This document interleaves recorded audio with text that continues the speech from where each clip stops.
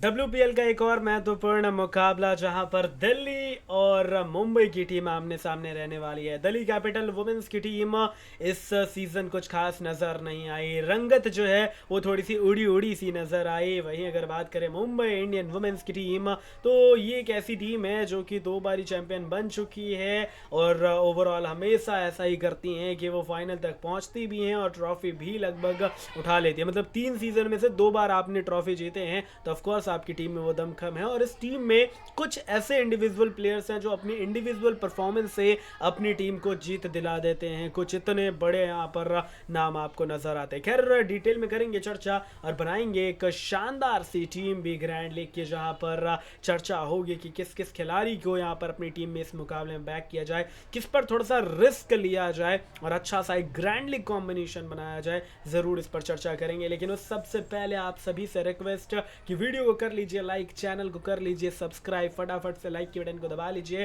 ताकि और भी ज़्यादा लोगों तक हम पहुंच पाएँ। और साथ में सब्सक्राइब के भी बटन को दबाना है ताकि आगे जो भी यहाँ पर हम आपके लिए वीडियोस लेकर आए उसकी अपडेट आपको मिलती रहे। तो ज़रूर यहाँ पर सब्सक्राइब के बटन को भी दबा लीजिएगा। अब चलते हैं आगे, बिना वक्त को ज़ाया किए आगे बढ़ते हैं। पिच के बारे में मैं थोड़ा सा आपको बता दूँ। यहाँ पे वडोदरा की पिच जो है यहाँ पर बहुत ज़्यादा रन्स ऑफर नहीं करती, बट अभी तक जो WPL के मैचेस हमने देखे हैं मुझे लग रहा है कि भाई ये महिलाएं रुकने वाली हैं नहीं। भले पिच कुछ भी कहे, ये रन्स बनाएंगे। वो अलग बात है कि डॉक्टर DY पाटिल नवी मुंबई में वो लगभग 200 के करीब के गेम देखने को मिल रहे थे, यहाँ पर शायद 170 180 का गेम देखने को मिले। लेकिन इन women cricket this is a very high score यार। मतलब वुमेन क्रिकेट में 180 कितने बार ही बनते हैं इन T20 गेम, बट अब तो बनने लगे। मतलब अगर आप बात करें पिछले 1-2 साल में, नहीं तो उससे पहले वुमेन क्रिकेट में 130 135 का स्कोर जो है वो इनफ माना जाता था। तो आप पिच को थोड़ा सा बैलेंस ही मान के चलिएगा। स्पिनर्स को हेल्प है इस पिच पे,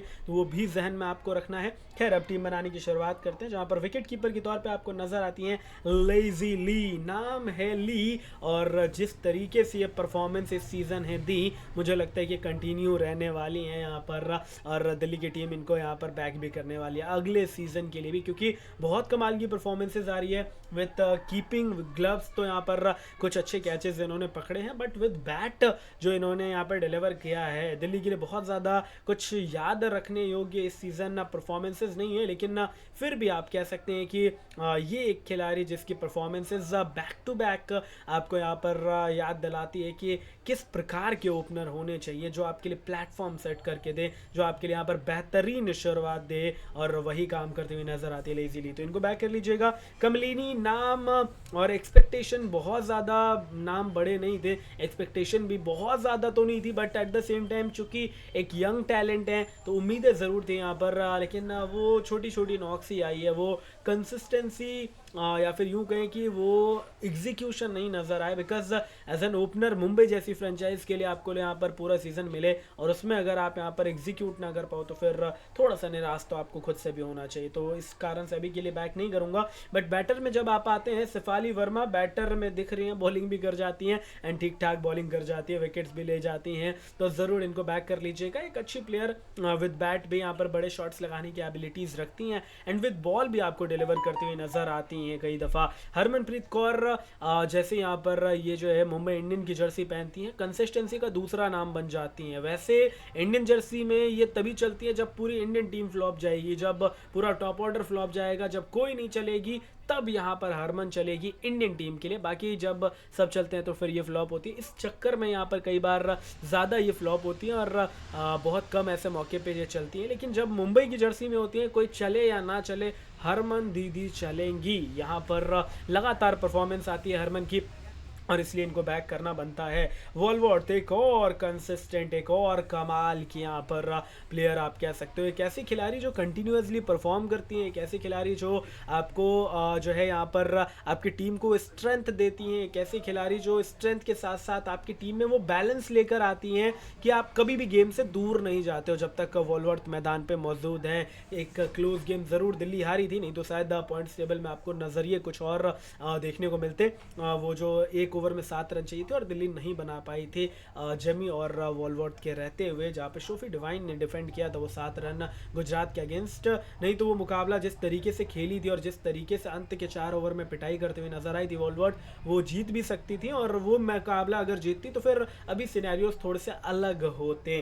खैर अभी के लिए यहाँ पर वॉलवर्थ को भी ज़रूर बैक कर लेंगे। इसके अलावा जेमी मुझे ज़्यादा खास लगी नहीं, रहने दीजिए। सजीवन एक आधा मौका ज़रूर ऊपर मिला है एंड बढ़िया भी काम करती हुई नज़र आई है। मतलब अपने बैटिंग पोजीशन से एक आध पोजीशन ऊपर भेज दिया जाता है। एक मैच में यहाँ पर बहुत ही कमाल की नॉक भी खेलती हुई नज़र आई थी, लेकिन वही बात है कि कितने अपॉर्चुनिटीज़ मिलेंगे वो एक बड़ा सवाल है। इस कारण से मैं अभी के लिए नहीं बैक करना चाहता। तो एक बार चलते हैं ऑलराउंडर्स की तरफ। अभी तक अगर आप देखें तो इस कॉम्बिनेशन में हमने 4 खिलाड़ियों को बैक किया है एंड इट्स लेजी ली, इसके अलावा हरमनप्रीत कौर, वॉलवर्थ और शेफाली वर्मा को हमने अभी तक बैक किया है। चलते हैं अब यहाँ पर ऑलराउंडर्स की तरफ। ऑलराउंडर्स में यहाँ पर आप बैक कर सकते हो नैथ स्कीवर ब्रंट को, एक बहुत ही कमाल की यहाँ पे ऑलराउंडर विद, और वो जो मैं बात कर रहा था ना, कुछ इंडिविजुअल परफॉर्मेंसेस मुंबई वुमेन्स के लिए आते हैं जो कमाल करके दिखाती हुई नज़र आती हैं एंड उसमें से आप इंक्लूड कर लीजिए, उसमें आप जोड़ लीजिए यहाँ पर इस नाम को भी, क्योंकि ये नैथ स्कीवर ब्रंट हैं, फिर अमीलिया केर है, हीली मैथ्यूज़ हैं,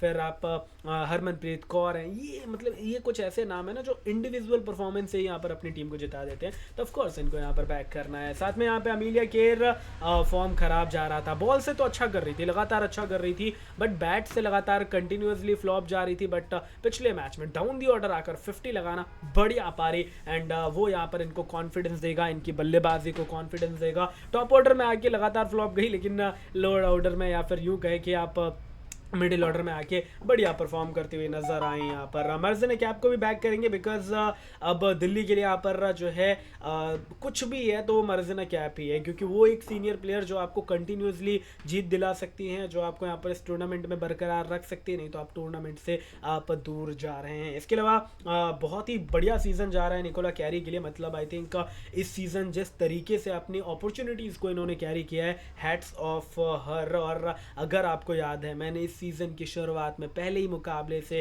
पहले जो यहाँ पर प्रीव्यू शो में आया था तभी मैंने कहा था कि भाई ये बंदी जो है ना इस season one of the best allrounder रहने वाली है और बढ़िया काम करने वाली है मुंबई के लिए। और तब सिलेक्शन परसेंटेज 2-3% हुआ करता था, अब तो इनका 79%। अब बहुत धागा खोली है भाई, बैट से गई है, बॉल से गई है, कंटिन्यूसली यहाँ पर डिलीवर कर रही है, तो अच्छा कर रहे हैं तो इनको ज़रूर रखिए। हिली मैथ्यूज़ भी अब अवेलेबल हैं एंड बढ़िया कर रहे हैं तो इनको भी यहाँ पर हम रखेंगे। और हिली मैथ्यूज़ भी आपको डिलीवर करती हुई नज़र आती है विद बैट विद बॉल। और कुछ मैचेस इस सीज़न ज़रूर यहाँ पर नहीं खेली हैं क्योंकि थोड़ा सा इंजर्ड भी रही हैं, इस कारण से अपॉर्चुनिटीज़ कभी कभी यहाँ पर कम मिलती है, but at the same time आप बैक करना चाहोगे। एंड अगर आप अब कॉम्बिनेशन देखो तो अभी तक 5-4 का कॉम्बिनेशन है, बट ऑलरेडी हमारे पास मुंबई के लगभग बैटर बॉलर दोनों कवर्ड हो गए। Harmanpreet Kaur, Amelia Kerr, Hayley Matthews, Nicola Carey and Nat Sciver Brunt. Top 7 अगर उठाकर आप देखेंगे तो हमने लगभग 5 बल्लेबाज रख लिए हैं 7 बल्लेबाजों में से। अब बॉलिंग देखेंगे तो अमीलिया केर